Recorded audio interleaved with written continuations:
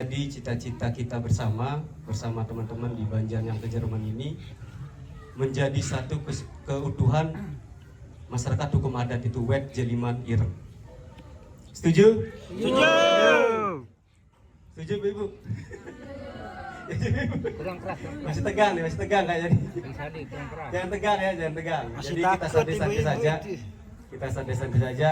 Yang jelas acara ini juga terima kasih banyak ibu-ibu WBI sudah banyak membantu ya. Ibu-ibu WBI sudah membantu kita dari pagi dan sampai saat ini. Dan juga Bapak Banjar, terima kasih banyak sudah support. Walaupun sekarang pakaian sudah rapi, ada pakaian, ada udeng, ini nanti akan menjadi ciri khas kita di Wet Jeliman Ireng. Tepuk tangan dulu. Jadi Bapak dan Ibu, ini baru udeng ya. Udeng nanti kita sudah susun, nanti akan ada kain dan segala macam untuk melengkapi fasilitas perantau kita ya. Dan sekarang kita dengan Banjar Aji Demen, teman-teman di Jeliman Ireng dan juga Banjar yang ke Jerman, Lemedung Sari, semua kita libatkan untuk sekarang sedang membangun bergu adat kita Sangga Buana. Sangga Buana Siwa ya. Sangga Buana Siwa ini sedang proses untuk kita selesaikan. Dimana kalau saya melihat Banjar yang ke Jerman ini sebagai adik, ya, sebagai adik dari Banjar Lemedung Sari, jangan-jangan nanti ada bersaing ingin mendapatkan sesuatu, ya. Kan kalau kita lihat di film-film drakor, kan saya paling senang juga itu loh. Ya, melulu ya. Itu ada kadang-kadang antara saudara itu bersaing loh. Ya, bersaing untuk mendapatkan pengakuan, bersaing untuk mendapatkan harta warisan dan sebagainya. Namun saya harapkan kepada anak-anak saya yang mengkondisikan diri menjadi Banjar yang ke Jerman ini tidak seperti cerita di drama Korea maupun drama Cina tersebut. WBI terus menempatkan diri juga pada posisi yang pas, ya. Jadi pesan saya kepada anak-anak saya, adik-adik saya yang pertama dulu ke bapak-bapak dulu, pun saya di depan ibu-ibu ya, bahwa membentuk sebuah organisasi memang gampang, ya. Tetapi bagaimana mengelola organisasi itu yang sulit, ya. Jadi kalau kita sudah punya niatan untuk membentuk sebuah organisasi, maka paling tidak kita harus punya jeliman ireng paling gagah. Hai. Bumbu nih. Magan Kliang Banjar, Haji Demen, Ibu-ibu WBI dari Titus Lapuk, Sirau Tebang Ukon Kelem sini ini. Pertama maita turang rasa bakti tulus ukon para leluhur itu, para sang yang rakawi. Tapi dalam perspektif perjalanan hidupku nih, ketika aku melihat perkembangan agama Buddha seluruh Indonesia, ternyata kon Jawa khususnya, kon kampus Setiabe Semaratungga Ampel Boyolali adalah Pirodusun itu semua penganut Buddha. Tapi hari ini hanya tinggal wihara, tidak ada umat Buddha. Semua pindah keyakinan. Kemudian tempat-tempat lain juga sama, semua beralih keyakinan. Maka sekarang telah terjadi transmigrasi keyakinan. Populasi umat Buddha sudah hilang 19 juta sejumlah mungkin masyarakat yang ada di Pulau Lombok. Siwa 11 juta di Asia orang Buddha itu hilang. Justru yang menganut agama Buddha sekarang itu siapa? Saudara-saudara kita yang di Eropa sana yang sudah kembali ke timur. Nah, apa sebabnya agama Buddha itu hilang?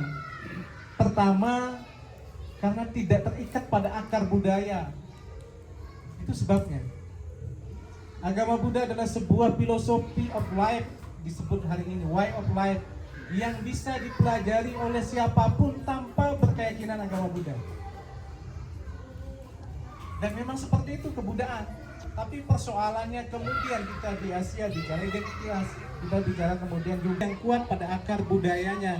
Contohnya adalah di Pulau Lombok NTB ini. Bahkan dalam video saya yang ditonton 23.000 orang, mungkin lebih atau tidak tahu saya, itu saya nyatakan benteng terakhir umat Buddha di Indonesia itu adalah Pulau Lombok. Apa sebabnya? Karena agama Buddha berakar pada budaya kita. Nah, sehingga salah satu tesis saya itu mengangkat tentang masyarakat hukum adat Wet Gilimanirung dalam mempertahankan eksistensi Buddha paksa di bumi Pulau Lombok ini. Sehingga kalau agama Buddha ini kemudian tanpa ada kekuatan akar dan budaya, maka pelan dan pasti akan hilang. Itu sebabnya kemudian ketika melihat Tebangu ini, saya lihat Romo Pandita, Anu Pandita, umatnya sudah boleh untuk ditinggalkan persoalan keyakinan.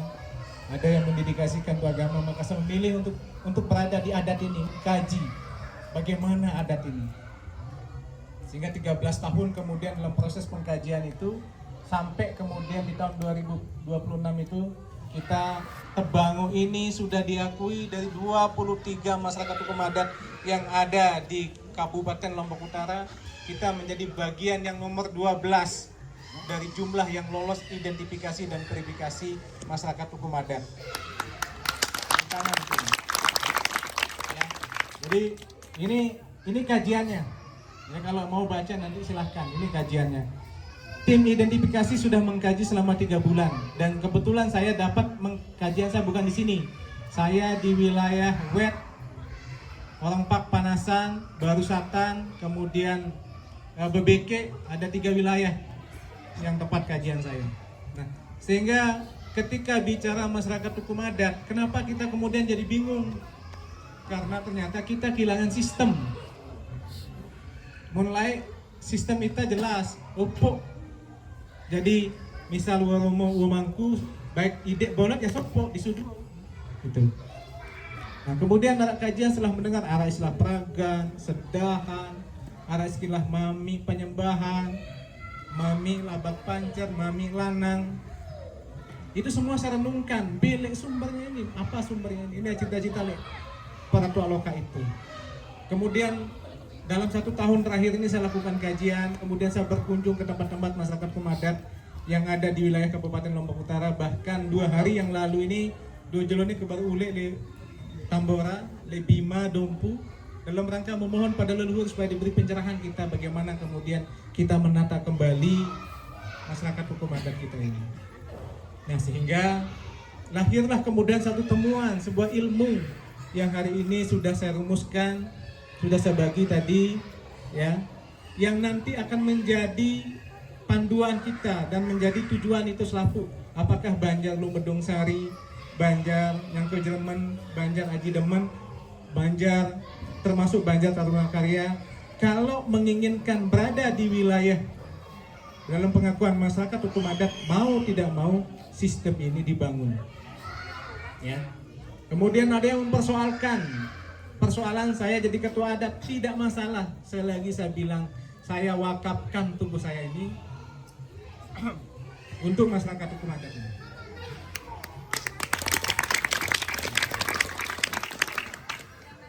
Oleh sebab itu persoalan yang utama sesungguhnya ketika tua loka itu tidak dihargai dengan utuh oleh kita ini. Kita hanya bisa pakai jasa beliau saja, ya, tanpa memberi pengakuan. Nah, itulah sebabnya kenapa kemudian ketika nyangkut Jerman ini saya lihat punya potensi, punya semangat yang sama untuk meletakkan para tua loka di tempat yang paling tinggi. Saya pikir ini waktunya. Sehingga dalam waktu yang dekat beliau ini bukan lagi pemangku, tapi beliau adalah tua loka yang akan melahirkan para pemangku-pemangku nanti ke depan. Saya sudah izin ke Wo Jenalit selaku Mangku Ayu. Di dalam setiap ritual beliau selalu dipanggil Mami Labak Pancer. Saya kaji apa sebenarnya Mami Labak Pancer. Saya temukan kemudian, ternyata itu bicara tentang genealogis gen kita. Bahwa Mami Labak Pancer itu bicara tentang darah kita, Purusa dalam konteks hari ini. Ya, sehingga saya mohon izin beliau nanti berkenan untuk mengisi pos sebagai tua loka Mami Labak Pancer. Yang kedua ada Wo Mangku itu, Wo Romo itu, semua jabatan beliau emban. Dan kita santai saja menikmati itu seolah-olah itu bukan beban, tidak bisa begitu. Itu beban buat beliau. Ya, karena ada bagian-bagian dari beliau juga yang tidak boleh, misalnya Mangku Beno dan Mangku Ayu juga ada pertentangan keilmuan di situ. Tapi karena tidak ada akar rotan pujadi akhirnya. Nah, ini juga kesalahan kita membiarkan hal itu. Sehingga dalam hal ini tenggelam nih Wo, mudah-mudahan Wo berkenan nih Wo, laku nih anak nanti sebagai tua loka itu menjadi mami penyembahan yang berurusan dengan ritual yang nanti melahirkan, memimpin ritual-ritual yang ada di Wet Jelimanir ini. Yang ketiga ada Mami Lanan. Nah, saya hadir kode malam ini, kalau yang sering disebut tidak salah Mandargi Yasim, kalau tidak salah. Ya, itulah yang nanti menata tata sosial kita yang akan melahirkan awik-awik. Dari situlah sumber hukum kita. Nah, sehingga konsep ini adalah konsep kajian, ada kajian akademisnya yang sudah lengkap. Tinggal kemudian nanti kita semua memohon kepada beliau ini untuk berkenan mengisi pos-pos itu.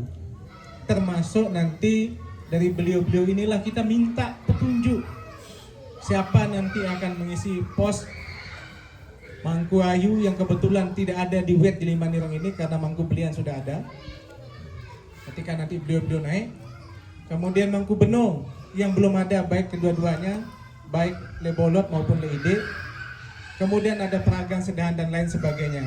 Maka yang utama dulu kita fokuskan adalah 3 sistem ini. Mami Labak Pancer, Mami Penyembahan, Mami Lanang, ini harus segera kita wujudkan. Siap kita untuk mewujudkan ini? Siap.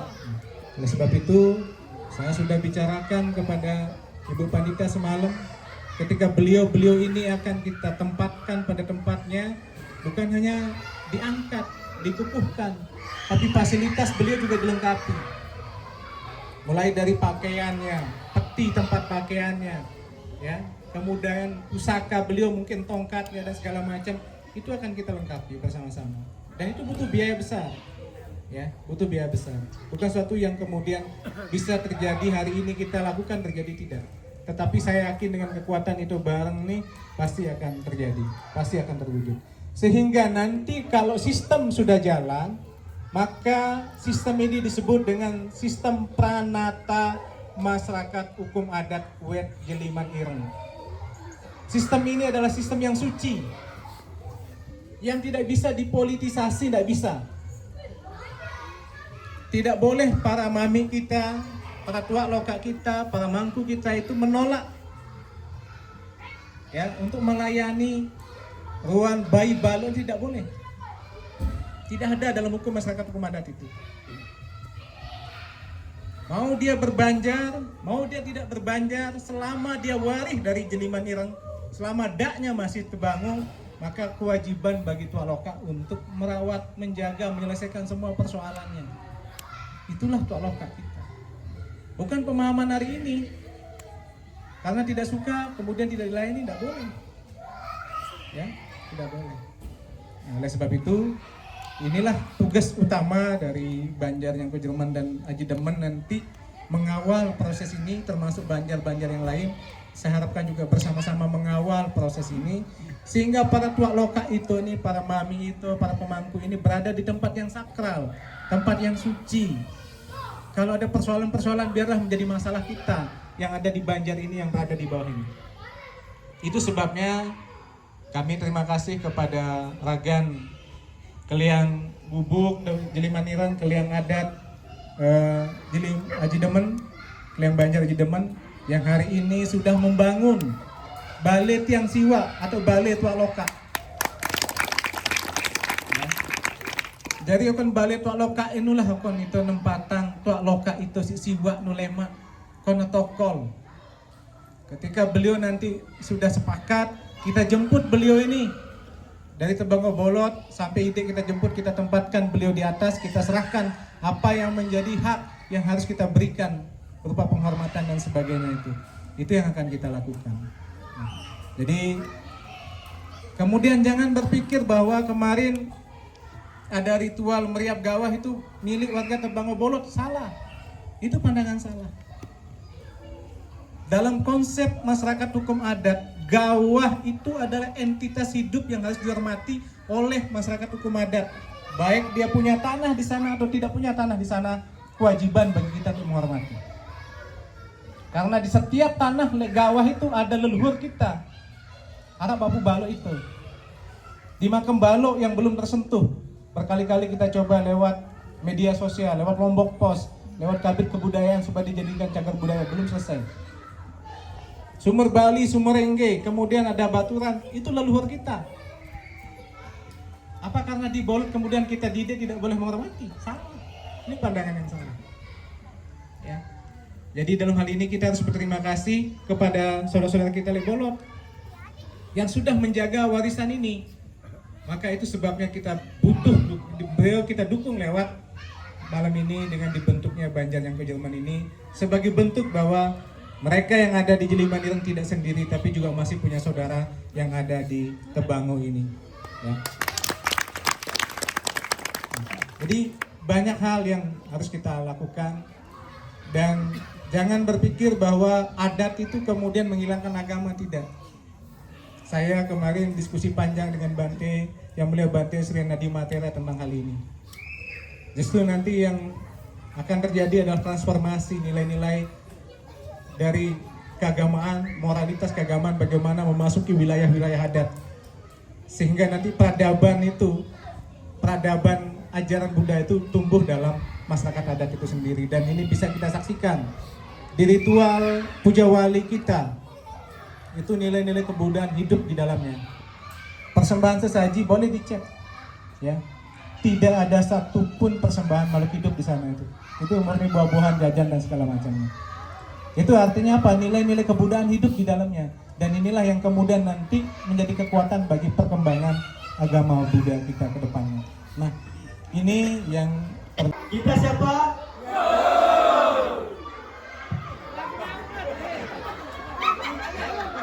Siapa kita? Siapa kita? Kita siapa? Yo!